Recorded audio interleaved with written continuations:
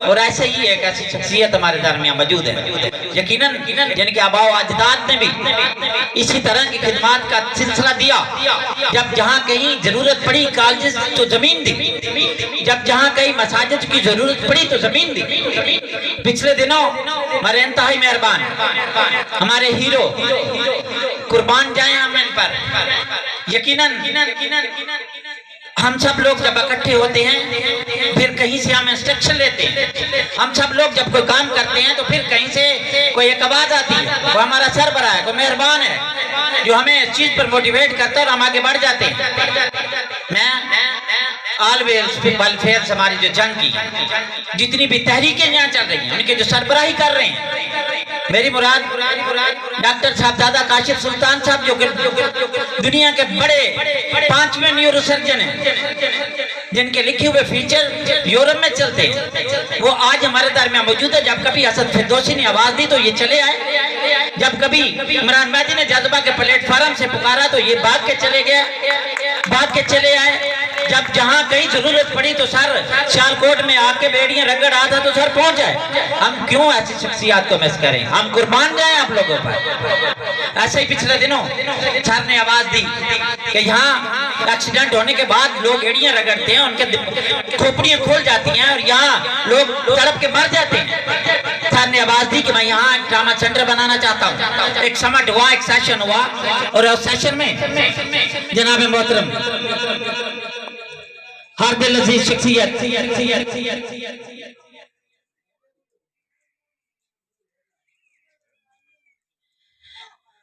बस बहुत हो गया, वो लहर इख्तिताम को पहुंची। आवाज दी खान नवाजिश अली खान साहब अहमदपुर में खड़े होते हैं और कहते हैं कि किसी अजानिब देखने की जरूरत नहीं है, मैं हूं ना, मैं देता हूं ड्रामा की जमीन। और यकीनन वो प्रैक्टिकल करके दिखाया और हमने दूसरा सेशन समट खान नवाजिश अली की सियाल साहब की जमीन पे गड़बड़ाजा में किया। तो यकीनन हमें सियासत से कोई लगाव नहीं है, सियासत आती जाती रहती है, हमें समाजी कामों से काम है।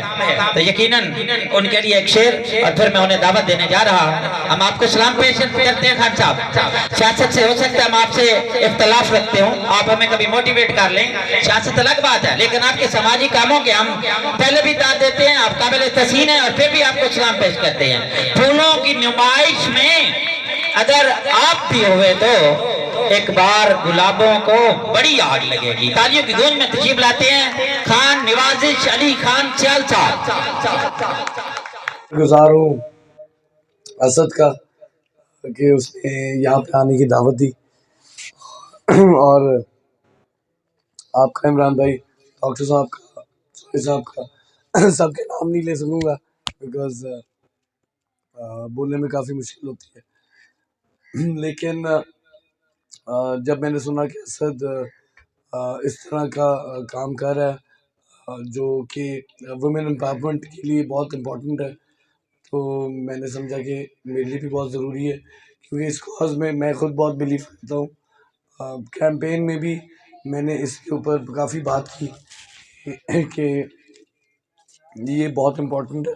जब तक हमारी बहनें एम्पावर नहीं होंगी और रोज़गार और एजुकेशन, क्योंकि हर माशरे की जो जैसे कहते हैं जो फाउंडेशन है, जो उसकी बुनियाद है, वो हमारी बहनें होती हैं।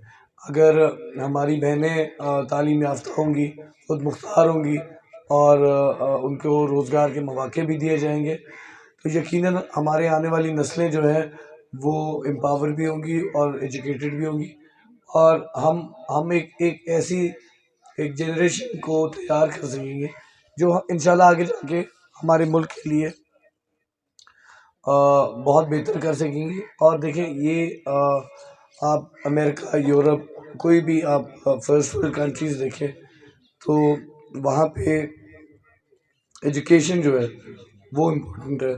आज हम अपनी बहनों के लिए रोज़गार के लिए ये सिलाई मशीनें दे रहे हैं, तो मैं सिर्फ इसमें ये ऐड करना चाहूँगा कि देखें जैसे एक एग्ज़ाम्पल है कि बच्चे को आप मछली खाना ना सिखाएं, बच्चे को मछली पकड़ना भी सिखाएं। बहुत क्योंकि वो पकड़ेगा तो खुद भी पकड़ के खा सकेगा। हमारा मसला ये है कि हम पाकिस्तान में लोगों को खाना सिखाते हैं, खाना पकाना नहीं सिखाते। तो खुद कफील करें, लोगों को एम्पावर करें। जिस तरह असद भाई कह रहे थे कि पाकिस्तान में हर किसी को मांगने की आदत है। देखिए, जिस तरह असद भाई मांग रहे हैं, मैं समझता हूँ कि इस तरह मांगने में कोई शर्म नहीं है। वो जिस कॉज के लिए मांग रहे हैं, आई थिंक वो काबिल तहसीन है। और डॉक्टर साहब हैं, वो भी फलाही कामों में काफ़ी आगे बढ़ चढ़ के हिस्सा लेते हैं। मुझे भी जितना मौका मिलता है मैं भी कोशिश करता हूँ कि मैं भी इसमें हिस्सा ले सकूँ। असद जिस तरह कह रहे हैं कि आईटी यूनिवर्सिटी के लिए, तो मुझे आइडिया बहुत अच्छा लगा। आप असद और मैं, आप अगर इधर ही हैं तो we can talk about it tomorrow. और इंशाल्लाह उसमें मेरे पास एक बिल्डिंग अवेलेबल है, आप देख लें अगर आपके मिजाज मुताबिक वो मतलब बिल्डिंग भी है। मैं उसको जो रेनोवेशन वगैरह होगी, आई वुड बी ग्लैड कि आप, जब तक वो आईटी नहीं करते, अगर आपके पास ग्राउंड मोड पे जगह अवेलेबल नहीं है, आप उसे यूज़ कर सकते हैं। मुझे कोई रेंट नहीं चाहिए, मुझे कोई नाम नहीं चाहिए, फेम नहीं चाहिए। और मैं बल्कि आपसे ये इल्तिजा करूँगा कि वो आप बिल्डिंग यूज़ भी करें, तो ये भी ना बताएं कि मैंने आपको दी हुई है। लोग जो है ना वो हर चीज़ को पॉलिटिक्स मेरी के साथ कनेक्ट करते हैं। तो मैं अपनी पॉलिटिक्स और सोशल वर्क को अलग अलग रखना चाहता हूँ। मैं नहीं चाहता कि मैंने अभी पूरी कैंपेन की है। डॉक्टर साहब ने जो मेरे से एक नेक काम करवाया था, मैंने पूरी कैंपेन में उस हॉस्पिटल का जिक्र नहीं किया। मैं नहीं चाहता था कि वो इस नेक काम को मैं सियासत की नज़र कर दूँ। और जिस तरह इमरान भाई ने कहा कि ये भी इमरान भाई की देखिए ना, एक बड़ा पन है कि पॉलिटिकली हमारे मामलात जो हैं वो नज़रियात बहुत बहुत फ़र्क है। लेकिन देखिए आज हम साथ खड़े हैं, तो मैं इस फोरम के ज़रिए अपने जो यंग लोग हैं, हमारे जो भाई हैं, और हमारे ये सारे बुज़ुर्ग और भाई जो बैठे हैं, इलाके के सारे सोशलाइट्स हैं, बहनें मेरी बैठी हैं, मेरी माएँ बैठी हैं। मैं ये कहना चाहूँगा कि सियासत नज़रियात का डिफरेंसेस है, इसको दुश्मनी में कन्वर्ट ना करें। और मेरे ख्याल में 2 दिन पहले इलेक्शन एक गुजर गया है, एक नया दौर शुरू हो रहा है। और जो हमारे कैंडिडेट्स जीते भी हैं, मैं उनको भी मुबारकबाद पेश करना चाहूँगा। और मैं उम्मीद रखूँगा, क्योंकि अब मैं जिस तरह हमेशा कहता रहा हूँ कि वो 2 दिन पहले हम मद्दे मुकाबिल थे, आज वो मेरे भी एमएन हैं और मेरे भी एमपी हैं। तो मैं भी इसी हल्के का वोटर हूँ। 2 दिन पहले मैं कैंडिडेट था, आज मैं वोटर हूँ। तो वो मेरे एमएन हैं, मेरे एमपी हैं, और मैं उम्मीद करूँगा कि वो इलाके के लिए कुछ अच्छा कर सकें। और बस यही चाहूँगा कि सियासत को नफ़रत नहीं, एक नज़रियाती जंग बनाया जाए। और ये जिस तरह के असद भाई काम कर रहे हैं, मेरे ख्याल में हम इसकी अवेयरनेस भी ज़्यादा होनी चाहिए। और हमारे जिस तरह इलाके के लोग हैं, जो ज़िम्मेदार हैं, आप जागीरदार कहते हैं तो वो ज़रा सुल्तान रही वाला लगता है, मुझे थोड़ा अजीब सा लगता है। ज़िम्मेदार होते हैं, ज़िम्मेदार वो लोग होते हैं जो अपनी ज़िम्मेदारी भी पूरी करते हैं। तो बाकी जो भी हमारे ज़िम्मेदार हैं इलाके के, हम कोशिश करते हैं, कासिम बैठा है, इसको भी कुछ करना चाहिए। तो ये करीब में है, ये आपके ज़्यादा, ये आपका हमसाया है, इसको इसको पहले करना चाहिए हमसाया। मैं इसलिए इसका नाम लेके अनाउंस कर रहा हूँ, इसको करना चाहिए। गढ़ मोड़ की बजाय मैं आपको रिक्वेस्ट करूँगा कि आप गढ़ महाराजा में करें। गढ़ मोड़ पे ऑलरेडी काफ़ी फैसिलिटीज़ है, गढ़ महाराजा पे नहीं है। और मैं बल्कि ये आपकी हेल्प भी मुझे चाहिए होगी कि मैं चाहता हूँ कि जिस तरह एक पोलिंग प्रोसेस गुजरा है अभी 2 दिन पहले, तो सबसे जो उसमें जो कहते हैं ना कि मुझे उसमें सबसे ज़्यादा जो वर्रिसम एक चीज़ लगी है, वो ये कि हमारी माएँ बहनें जब पोलिंग स्टेशन पे जाती हैं तो 50 से 60% जो वोट देती भी हैं, तो उनमें से भी 10-15% के हाथ पकड़ के और स्टैंप लगवा ली जाती है। और बाकी जो 20-25% है, चले वो अगर वोट दे भी देती हैं, तो 50% हमारी जो माएँ बहनें हैं वो बगैर वोट दिए अफरा तफरी में वापस आ जाती हैं। मैं ये नहीं कहता कि उनकी सारी गलती है, गलती हमारी है। हमें उनको बाशऊर बनाना चाहिए, उनको एजुकेट करना चाहिए।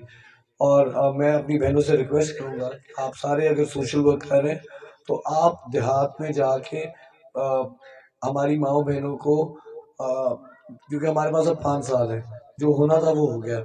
और अगले 5 साल में हम अपनी खवातीन को एटलीस्ट वोट देना तो सिखा दें, इनको वोट देना तो सिखा दें। आगे इन्होंने जिस मर्जी को देना वो हर किसी का अपना हक राय होता है। मैंने देखा है कि हमारे इलाके में खवातीन का वोट बहुत ज़्यादा होता है और 55% पॉपुलेशन हमारी खवातीन की है। तो अगर हम 55% वोट ज़ाया कर रहे हैं तो मेरे ख्याल में हमारे इलाके में सही नुमाइंदगी नहीं हो रही, और सही नुमाइंदगी इलाके की होगी तो असद भाई जैसे लोगों के, सियासतदानों से गिले शिकवे भी दूर होने लग जाएंगे। सही लोग आगे आएंगे, पढ़े लिखे लोग आगे आएंगे, प्रोग्रेसिव पॉलिटिक्स करने वाले लोग आगे आएंगे, तो ही हमारा इलाका आगे जाएगा।